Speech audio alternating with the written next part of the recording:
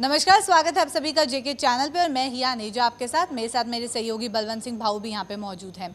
इस प्रोग्राम में हमारी कोशिश रहती है कि जम्मू के टैलेंट से जो है आपको रूबरू करवाया जाए। जितने भी टैलेंटेड लोग हैं जम्मू के, उन सबसे आपकी मुलाकात करवाई जाए और उनकी जर्नी के बारे में जाना चाहे, उनसे इंस्पिरेशन जो है वो ली जाए। आज इसी पर बातचीत करने के लिए मेरे साथ ज्वाइन कर चुकी हैं प्रेरणा भट्ट, जो कि एक एक्टर है और उन्होंने बहुत बेस्ट आप सीरियल्स कह सकते हैं उनमें काम किया है। ये रिश्ता क्या कहलाता है, CID क्राइम पेट्रोल में भी ये काम कर चुकी हैं और भी बहुत सारे ऐसे सीरियल्स हैं जिनमें इन्होंने काम किया है। तो आइए उन्हीं से डायरेक्ट बातचीत करते हैं और उनकी जर्नी के बारे में जानते हैं। सबसे पहले प्रेरणा, आपका स्वागत है जेके चैनल पे।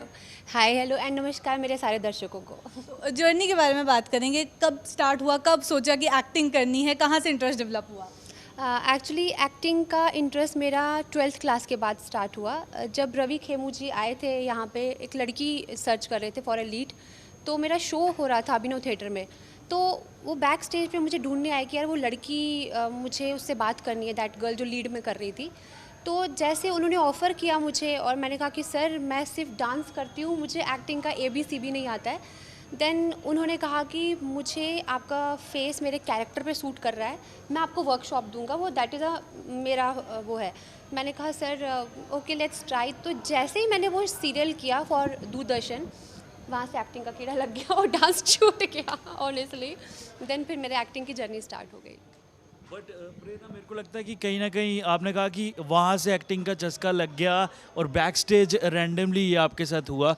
तो अगर ऐसा नहीं होता और कुछ प्लान था कि एक्टिंग परस्यू करनी है, क्योंकि डांस में आपने कहा आप अच्छा कर रही थी, तो ये पैशन था, डांस पैशन था शुरू से लेके चल रही थी? मेरा बहुत पैशन था, मतलब घर पे काम करते करते भी डांस, ऐसा पैशन था मेरा।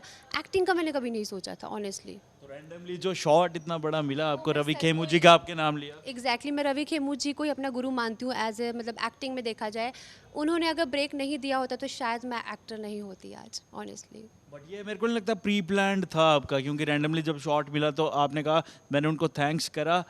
बट कितना ज़रूरी रहता है कि अगर एक करियर आपने अडेप्ट करना है, एक करियर परस्यू करना है, उसके लिए पहले से जो स्ट्रीमलाइन रहना और पहले से सारा होमवर्क करना, रिसर्च करना कितना ज़रूरी रहता है? बहुत ज़रूरी रहता है। जैसे कि मैंने होमवर्क बिल्कुल नहीं किया था एज ए एक्टर, मैंने हमेशा डांस को लेके ही। बट जैसे ही मेरे फादर को पता चला ना कि ये एक्टिंग में जा चुकी है, वो बहुत खुश हो गए, क्योंकि वो चाहते थे ये कब तक डांस करेगी यार, डांस का फ्यूचर नहीं होता है, एक्टिंग का एक फ्यूचर होता है। वो बहुत खुश हो गए कि चलो ये अब एक्टिंग में घुस गई, चलो इसको निकालो अब जम्मू से। देखो आपने कहा कि डांस का कोई फ्यूचर नहीं होता है ना, एक्टिंग का फ्यूचर होता है। लेकिन मैं बात करूंगा कि आजकल क्या होता है कि जितने भी आर्टिस्टिक करियर्स रहते हैं हमारे, चाहे एक्टिंग हो, चाहे डांस हो, चाहे फिर फिल्म्स की आप बात करें, जितने भी प्रोडक्शन के रोल्स हैं, और अगर अलग से करियर्स की बात करें, कोई आर्टिस्ट है, कोई पेंटर है ना, तो उसको जो है सोसाइटी जो है, मेरे को लगता है सही तरीके से जो है जस्टिस नहीं देती, सही तरीके से डील नहीं करती। ऐसा क्यों? हाँ यार, अपने जम्मू में ये चीज़ बड़ी प्रॉब्लम है कि आर्टिस्ट की कदर ही नहीं होती है कहीं पे। आर्टिस्ट को एक नमूने की तरह माना जाता है, वो आर्टिस्ट है, अच्छा आप इंडस्ट्री से हो, ओके। मुंबई में भी मैं एक बात बोलूँ कि जैसे ही हम लोगों को रेंट पे रूम लेना होता है तो अच्छा इंडस्ट्री से है, देते ही नहीं है रूम। पता नहीं वो कैसी होगी उसका मतलब पता नहीं लोगों की थिंकिंग इतनी गंदी क्यों है यार। आर्टिस्ट बहुत मेहनत करता है यार, सीरियसली। इतनी ये भी आर्टिस्ट है, ये भी आर्टिस्ट है, मैं भी आर्टिस्ट हूँ, एक पेंटर भी आर्टिस्ट होता है, हर कोई आर्टिस्ट होता है। मुझे लगता है प्लीज़ आप एक आर्टिस्ट की कदर कीजिए, रिस्पेक्ट कीजिए, क्योंकि उनकी वजह से ही आप एंटरटेन होते हो। सिंपल सी बात है। जैसे अभी लॉकडाउन हुआ था, सब लोगों ने अपने आप को मतलब फ्री नहीं रखा, अपने आप को बिजी रखा, किस में?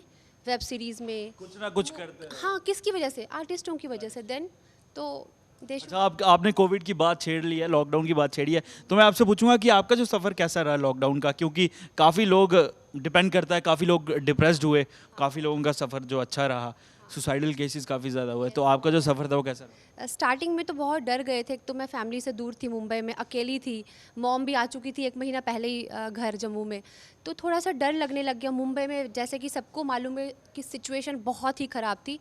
आफ्टर दैट जब अपनी इंडस्ट्री से लोग सुसाइड करने लग गए ना, तो उससे एक लुक अभी भी मेरे को थोड़ा सा वो लग रहा है कि बहुत डर लगने लग गया था। बट थोड़ा सा अपने आप को मैंने मैं वर्कआउट बहुत करती हूँ, मैं योगा मेडिटेशन बहुत करती हूँ, तो मैंने उस चीज़ को अपनाया एंड मैंने अपने आप को कूल किया। एंड उसके बाद मैंने 3 महीने के बाद मैंने बहुत इन्जॉय किया लॉकडाउन को और मैंने बहुत खाया बहुत। अच्छा, ये आपको क्या लगता है कि कितना ज़रूरी है? आपने कहा मैंने बहुत खाया, लेकिन आर्टिस्टिक करियर्स में हम लोग हैं और हमें फिटनेस की तरफ जो होता है रुझान जो अपना है वो सही रखना होता है, क्योंकि अगर हम वेट पुट ऑन करेंगे फिर आपको लगता है कि अगर किसी कैरेक्टर के अकॉर्डिंग आपने फिट इन करना तो वो कहीं ना कहीं डायरेक्टर्स जो है, कास्टिंग डायरेक्टर्स, उनके लिए मुश्किल रहेगा और आपको रोल भी आपका मेरे को लगता है स्वैप हो सकता है किसी और के साथ। तो यह कितना ज़रूरी है जो फिटनेस का होना है?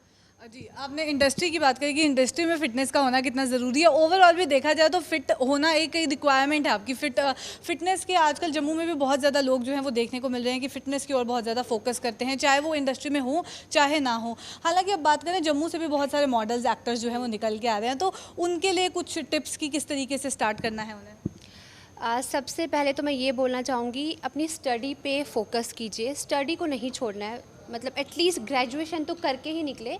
उसके बाद एक पूरा प्लान कीजिए। मुंबई ऐसा नहीं है कि आप आ जाओ और आपको काम मिल जाएगा। मुझे भी 1-2 साल काम नहीं मिला। थोड़ा पेशेंस रखना बहुत ज़रूरी है। आप अपसेट बहुत जल्दी हो जाते हो, डिप्रेशन में आ जाते हो। अरे यार, जब आपको बोला जाता है, वहाँ पे क्या होता है कि एक सिचुएशन ऐसी होती है, आप जब ऑडिशन के लिए जाते हो 40-50 लोग आपके सामने होते हैं और ओपनली ऐसे ऑडिशन होता है, तो आप तो वैसे डर जाते हो। और जैसे वो आपको बोलते हैं नॉट फिट, नॉट फिट, पूरे दिन आपको not fit, not fit, not, तो आप घर जाके थोड़ा सा डिप्रेशन में आ जाते हो। उस चीज़ को बिल्कुल ना सोचे, अपने ऊपर ट्रस्ट रखें, अपना पैशन बरकरार रखें और पेशेंस रखें। ज़रूर आपको, मतलब आप आपकी मंजिल तक पहुँचेंगे। और भी बहुत सारी इसी के रिलेटेड बातचीत करेंगे, पर उससे पहले मैं आपसे जानना चाहूँगी आपका फेवरेट सीरियल कौन सा है और उसमें फेवरेट रोल कौन सा रहा आपका? यार मेरा मैंने काफ़ी अच्छे अच्छे सीरियल्स किए हैं। मैं पहला सीरियल का ही नाम लूँगी जो मेरा बड़े चैनल स्टार प्लस के लिए था। राष्ट्रीय प्रोडक्शंस ने मुझे इंट्रोड्यूस किया था, सूरज भरजातिया जी। तो वो एक बहुत नामचीन नाम है। तो जब उन्होंने मुझे ऑफ़र किया तो मुझे लगा कि यस, मतलब मैंने प्यार किया, सलमान जी को बनाने वाले सूरज भरजातिया जी हैं, तो मुझे लगा कि यस, ये मेरा मतलब एक बहुत बड़ा ब्रेक मिल गया मुझे। वो लाइफ का मैं रोल नहीं भूल सकती, बिकॉज़ वो मेरा पहला ब्रेक था। आफ्टर दैट मैंने Savitri Bai Phule as a lead किया था। वो मेरी लाइफ का बहुत ही खूबसूरत, एक मराठी मुलगी, एक लड़की बन के आपको उसका एक कैरेक्टर प्ले करना है, वो भी मेरे लिए बहुत अच्छा था। एंड अदर वन इज़, अभी बिफोर कोविड मेरा शो बंद हुआ है, मरियम खान रिपोर्टिंग लाइव। वो मेरे लिए बहुत अलग था। मैंने सारे कैरेक्टर्स पॉजिटिव किए। वो एक नेगेटिव कॉमेडी था, वो मेरे लिए खेलने वाला आ गया था कि अरे ला, उसमें मेरा बहुत ही वो हिट हो गया था मेरा तकिया कलाम ले ला। तो वो लोगों ने बहुत रिकॉग्नाइज़ किया मुझे। तो सब कैरेक्टर एक एक्टर के लिए सब इम्पॉर्टेंट होते हैं, बट हाँ कुछ।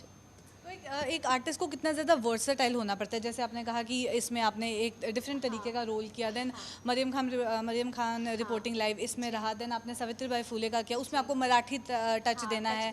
तो कितना ज़्यादा वर्सेटाइल होना पड़ता है और कितनी ज़्यादा मेहनत उस चीज़ के लिए करनी पड़ती है? मेहनत तो बहुत करनी पड़ती है। आप बिलीव नहीं करोगे, जब मैंने सावित्री भाई साइन किया था तो पूरी होल टीम, मतलब मेकअप से लेके स्पॉट तक मराठी लोग, एंड मैं एक बेचारी एक लड़की जम्मू कश्मीर की, वो सब लोग मराठी में बात कर रहे हैं, मैं ऐसे उनको देख रही हूँ।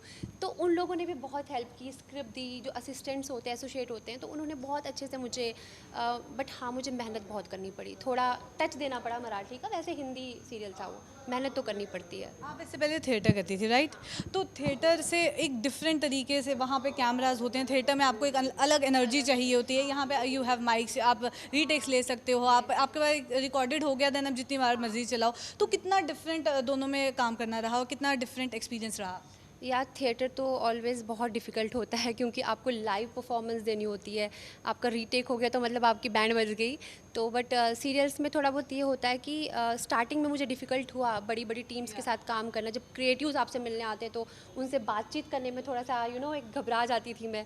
तो बट उसके बाद थोड़ा सा जब थोड़ा मुझे आदत होगी ऑडिशन दे दे के देन समझ आया कि आप जब भी कोई डेली सोप करते हो ना बाहर, तो आपको स्क्रिप्ट पहले नहीं दी जाती है। आपको कैमरा आपका वेट कर रहा होता है, आपको बोल देते हैं ये सिचुएशन आपकी, आप जाके बोल दीजिए। मैं कहा हाँ, मतलब आई वाज लाइक मैम मैं एक बार पढ़ तो लूँ सर। नहीं आपको फटाफट, अच्छा 5 मिनट देते हैं आपको, ऐसा होता है वहाँ पे। तो यू हैव टू एकदम फास्ट, आपको वेट, वहाँ कोई वेट नहीं करने वाला आपका।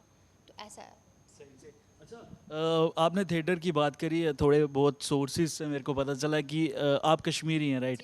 लेकिन जो आपका पहला प्ले था, आपका डेब्यू डोगरी प्ले से हुआ था? नहीं, वो हिंदी था। हिंदी था तो, बट एल्बम डोगरी था ना, कुछ डोगरी से आपका पहला मेरे को लग रहा जो एक टाकरा था वो हुआ था। तो कितना मुश्किल रहा, मतलब एक कश्मीरी होना, उसके बाद डोगरी से पहला एनकाउंटर होना, कितना सही रहा? जब मतलब जब हम लोग कश्मीर से आए थे तब मैं 3 मंथ्स की थी 90s में, आई एम बॉर्न 90, तो मेरा स्कूलिंग डोगरों में हुआ है, तो मेरे पूरा फ्रेंड सर्कल डोगरी है, तो मैं उनसे वैसे ही मतलब सीख ली है मैंने आदि वो डोगरी। तो बट हाँ, जब आपको लिपसिंग करनी पड़ती है वो ठेठ डोगरी होती है, तो मुझे बड़ा अच्छा लगता था, वाह मैं डोगरी बोल रही हूँ, मैं डोगरी में एल्बम कर रही हूँ। और जब फर्स्ट टाइम मुझे दूरदर्शन से ऑफ़र हुआ था तो मैं बहुत खुश हुई थी कि चलो यार, मैं मतलब ग्रुप से मैं बाहर निकल के एक लीड में किसी की तो मेरे ऊपर नज़र पड़ी। अच्छा, कितना रोल रहता है? जी भी सामने खड़े हो गए। बिल्कुल बिल्कुल, हमारे क्रू के सारे लोग आपको देख रहे हैं। अच्छा, कितना ज़रूरी रहता है थिएटर जो रहता है एक आर्टिस्ट को ग्रूम करने में, एक्टर को ग्रूम करने में कितना रोल प्ले करता है?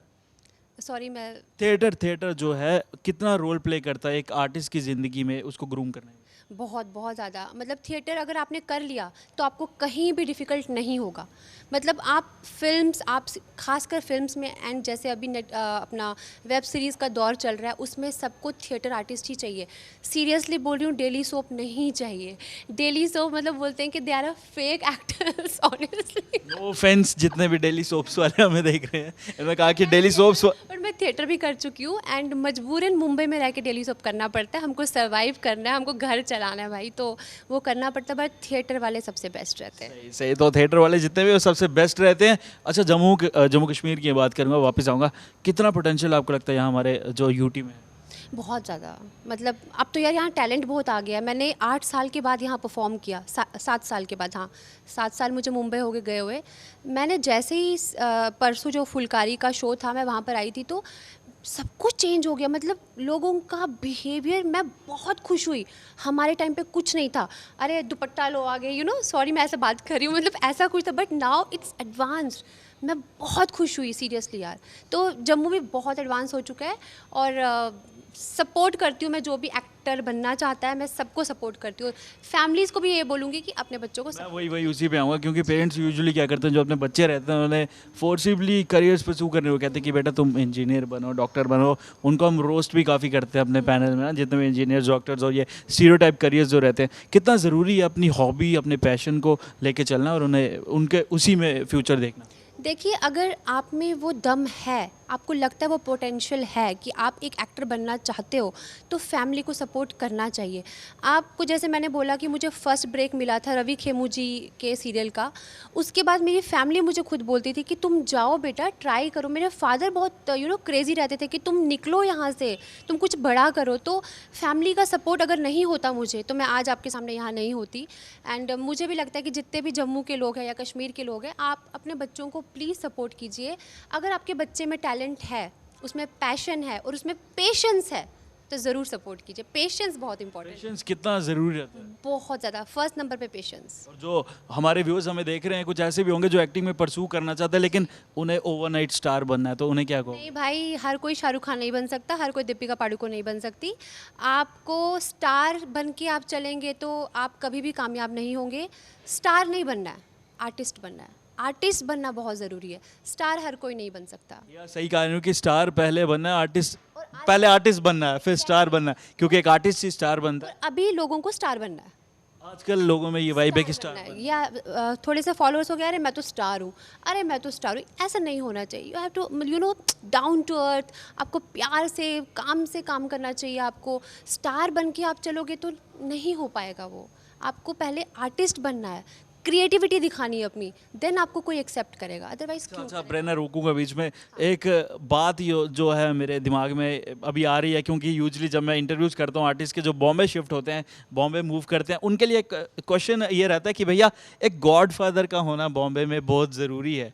तो आपके लिए गॉडफादर बॉम्बे में कौन रहा और कैसे एक्सेप्ट करा आपको बॉम्बे ने? क्योंकि माया नगरी है और कहते हैं कि सपनों का शहर है, तो कितना मुश्किल रहा? जैसे कि मैंने आपको बोला, मेरे फादर बहुत क्रेज़ी थे इस चीज़ को लेके, वही मेरे साथ आए, मेरा कोई गॉडफादर नहीं था। उल्टा मैं यहाँ के लोगों को जिनको जानती थी, जो मुंबई में रहते थे, जो बार बार मुझे कहते थे कि आप आइए, जैसे मैं गई उन लोगों ने मेरा फ़ोन नहीं उठाया। वो सुन भी रहे होंगे शायद, मैं शेयर भी करूँगी, वो देखेंगे भी। एंड उन लोगों ने मेरा फ़ोन पिक नहीं किया। एनीवेज, देन मेरे फादर ने आपको पता है वहाँ पे एक फ़िल्म डायरेक्टरी मिलती है, मेरे पापा ने मुझे वो ख़रीद के दी। वहाँ पे सबके कॉन्टैक्ट नंबर होते हैं, तो मुझे पापा ने बोला मैं तेरे को 1 महीने तक तेरा सपोर्ट करूँगा, उसके बाद मैं तेरे को छोड़ दूँगा। देन वो मेरे साथ गए, उस कॉन्टैक्ट नंबर पे कॉल्स किए, ऑडिशंस ओपनली होते हैं, गई, रास्ता दिखाया, बस में ऐसे जाना है, ऐसे यहाँ से वापस आना है, रूम लेके दिया। तो वो सब चीज़ें मेरे फादर को मैं बोलूँगी, वो ही मेरे गॉड फादर है। उन्होंने 1 महीने तक मुझे मुंबई में ट्रेंड कर दिया, उसके बाद उन्होंने मुझे बोला जाओ, अब ये तुम्हारा शहर है, तुम देखो। देन मैं आहिस्ता आहिस्ता, जैसे मैंने बोला, मुझे पहला ब्रेक 1 साल के बाद मिला था, तब तक मुझे कुछ नहीं मिला, कुछ भी अब नहीं। क्या प्लान क्या है कि आने वाले जो 2-3 साल हैं, 1-2 साल हैं, क्योंकि अभी तो कोरोना का थोड़ा कहर जारी है, लेकिन कहाँ देखती हैं अपने आप को? मैं ऑलरेडी 2 फ़िल्म्स कंप्लीट कर चुकी हूँ, जो कि मैं बता रही हूँ सबको। हिंदी फ़िल्म्स है, एक मेरी सेकंड लीड है जो मेरा पहला डेब्यू है, और दूसरी मैंने अभी जनवरी में कंप्लीट की है, द मून, वो मेरी लीड में है। दोनों फ़िल्म्स है, हिंदी फ़िल्म्स है, 1 डेढ़ घंटे की फ़िल्म्स है, उसमें देखना चाहती हूँ, और आई होप आप लोगों को मैं उसमें पसंद आऊँ। मेरी पहली फ़िल्म्स है, मैंने बहुत मेहनत की है, 7-8 साल देखो फंबल हो रही हूँ मैं मेरे को वो सारे दिन याद आ गए। 7-8 साल से मैं बहुत मेहनत कर रही हूँ मुंबई में, अब जाके मुझे लीड मिला है फ़िल्म में। आई होप कि आप लोगों को पसंद आए। सही से। अच्छा हिया, एक आर्टिस्ट की जो ज़िंदगी रहती है, अप्स एंड डाउन्स काफ़ी रहते हैं, और अभी कोरोना का कहर कहर रहा और लॉकडाउन रहा है ना, उसके बाद हमने ज़्यादा प्रॉब्लम फेस करी क्योंकि हम लोग 2G पे भी थे। तो कोरोना का जो कहर रहा और लॉकडाउन रहा, वहाँ पे मेंटल हेल्थ जो है अप डाउन होती है, तो एक मेंटल हेल्थ का ही होना कितना ज़रूरी है, स्टेबल मेंटल हेल्थ होना कितना ज़रूरी है? स्टेबल मेंटल हेल्थ की आपने बात करी तो आए दिन हम अपने पैनल में साइकोलॉजिस्ट को भी लाते हैं और इस बारे में ज़रूर डिस्कस करते हैं कि मेंटल हेल्थ स्टेबल होना बहुत ही ज़्यादा ज़रूरी है। आपसे जानना चाहूँगी, आपने कहा कि कोरोना के टाइम जो है वो कहीं ना कहीं काम नहीं मिला, तो उस टाइम आपने क्या किया? और खाली आपकी बात ना करें, बहुत सारे ऐसे एक्टर्स हैं जिनके इंटरव्यूज़ हमने सुने, उन्होंने भी कहा कि उन्हें काम नहीं मिला। तो यूजुअली क्या करते हैं एक्टर्स, क्योंकि ये लोग जानना चाहते हैं कि जब वो फ्री बैठते हैं तो उस टाइम क्या करते हैं, क्या वो अलग कोई जॉब बिजनेस करते हैं या कुछ और? एक तो मैं आपको पहले बता दूंगी कि आफ्टर लॉकडाउन एक बहुत ही अच्छा चीज़, मतलब जो सोशल मीडिया अभी स्टार्ट हो चुका है, उसने बहुत हेल्प की मेरी और मेरे काफ़ी दोस्तों की। जैसे कि आप लाइव इंटरव्यूज़ दे रहे थे, आपने थोड़ा बहुत काम किया, if you are a celebrity, छोटा मोटा जो भी है व्हाटएवर, तो आपको लाइव सेशंस मिलना शुरू हो गए। तो जैसे ही मुझे लाइव सेशंस मिलना शुरू हो गए, खासकर इंस्टा पे अगर आपके 1 लाख से ऊपर फॉलोअर्स है, तो काफ़ी अच्छे अच्छे पेजेस होते हैं जो आपको कांटेक्ट करते हैं। अगर वो नहीं होते तो शायद हमारा घर चलना बहुत डिफ़िकल्ट होता। काफ़ी आर्टिस्टों का घर इसी वजह से चला है, जो हम लाइव सेशंस दे रहे थे, चाहे फेसबुक हो, चाहे वो इंस्टाग्राम हो, चाहे यूट्यूब हो। तो सोशल मीडिया ने हमें बहुत सपोर्ट, बहुत मतलब हमको संभाल लिया, मैं ये बोलूँगी। तो सोशल मीडिया की बात करते हैं, सोशल मीडिया का कितना ज़्यादा रोल रहता है, क्योंकि जिन लोगों को स्टार बनना है वो ऑब्वियसली सोशल मीडिया पे सबसे ज़्यादा कंटेंट डालते हैं, चाहे वो टिकटॉक हो, चाहे वो कोई भी ऐप हो, उन सबको यूज़ करते हैं। तो सोशल मीडिया का कितना रोल होता है, क्योंकि जब आपने स्टार्ट किया तब उतना क्रेज़ नहीं था, हालांकि आजकल देखा जाए तो बहुत ज़्यादा क्रेज़ है। तो उस टाइम कितना डिफ़िकल्ट रहा कि सोशल मीडिया पर भी अपनी पहचान बनानी है, लोगों के नज़रों में भी आना है, अपना अपनी फ़ैन फॉलोइंग भी बनानी है, तो कितना मुश्किल रहा उस टाइम पर? अब मेरे लिए तो मतलब मैं जैसे बोल रही हूँ कि डेली सोप इतना इंपॉर्टेंट नहीं होता है ऑडियंस के लिए, वो लोग इतना रिकॉग्नाइज़ नहीं करते हैं। तो तब मेरी इतनी फ़ैन फॉलोइंग नहीं थी। जब मैंने एज ए कॉप, मेरा 3 साल का एक्सपीरियंस रहा क्राइम पेट्रोल में, जब सोनी ने मुझे एज ए कॉप लीड में साइन किया था आज से 3 साल पहले, वो मेरे लिए मतलब ऐसा एक ब्लास्ट हो गया था। मतलब मैं कहीं भी चल रही थी, मैम आप क्राइम पेट्रोल में, मैम आप क्राइम एयरपोर्ट क्राइम पेट्रोल, मतलब उसने इतना मुझे बूस्टअप कर दिया कि जहाँ मेरे फॉलोअर्स नहीं बढ़ रहे थे, वहाँ मेरे दग दग करके फॉलोअर्स बढ़ गए। तो मुझे लगा कि ये सोशल मीडिया इंपॉर्टेंट है, बट मुझे लगता है, जैसे मेरा एक्सपीरियंस है, सोशल मीडिया में इंस्टाग्राम अभी बहुत इंपॉर्टेंट है। सीरियसली आप वहाँ से अर्न कर सकते हो। तो It's मैं very मेरे को लगता है important. कि जो नेक्स्ट इंटरव्यू हमने आपके साथ इंस्टाग्राम के लिए पर्टिकुलरली प्लान किया हुआ है, पैसे हम will talk will manage that, है ना? अच्छा कोई क्रेजी फैन मिला हुआ है ना, आप ट्रैवल कर रही हो कहीं पे, कोई क्रेजी ऐसा मोमेंट हो जो आप रिकॉल करना चाहो और हमारे व्यूअर्स के साथ शेयर करना चाहो? अरे मैं जुहू बीच में बैठी हुई थी एक दिन, तो मैं मेरे पेट के साथ गई हुई थी, फ्रेंड्स कुछ थे, तो एक गुजराती फैमिलीज आई थी, तो वो शायद मुझे फॉलो करते होंगे। पहले तो उन्होंने मेरे पीछे ऐसे राउंड लगाते रहे, ये वही है वही है वही, आई हैव अ मोल यहाँ पे, तो उन्होंने रिकॉग्नाइज़ कर लिया। देन सडनली वो आया और वो लड़का मेरे पैरों के नीचे बैठ गया, ma'am will you marry me? I was like मैंने कहा व्हाट? मैम मैं आपको बोट है, मैम आप प्लीज़ इंस्टा। मैंने कहा नहीं भाई, शादी तो मैं नहीं अभी, बट हाँ थैंक यू, आप मुझे फॉलो करते हो, आप मुझे प्यार दीजिए, रिस्पेक्ट दीजिए। ये बहुत ही क्रेज़ी था। बाकी काफ़ी लोग आते हैं, मतलब फ़ोटोज़ क्लिक करते हैं। मैम आपको कॉप में मुझे लोगों ने सच में बहुत पसंद किया, सच बोलूँ, कॉप जो मेरा रोल रहा है ना, ऑडियंस के लिए बहुत अच्छा रहा है। अगर असली में कॉप होती तो वैसे ही एक्ट करती? करती हूँ ना मैं अभी भी, जैसे मतलब कोई छेड़ेगा तो लगा देती हूँ मैं। और मेरा पता एक्सपीरियंस रहा है कॉप में, जब भी कोई आता था ना तो मेरे 4 एपिसोड शूट हुए, 5, तो सबको लग गया था कि ये तो सच में थप्पड़ मारती है। और जैसे कोई एक्टर आता था, मैम आप सच में थप्पड़ मारती है, हम मैंने कहा हाँ भाई तभी तो फील आएगा, थिएटर किया है मैंने।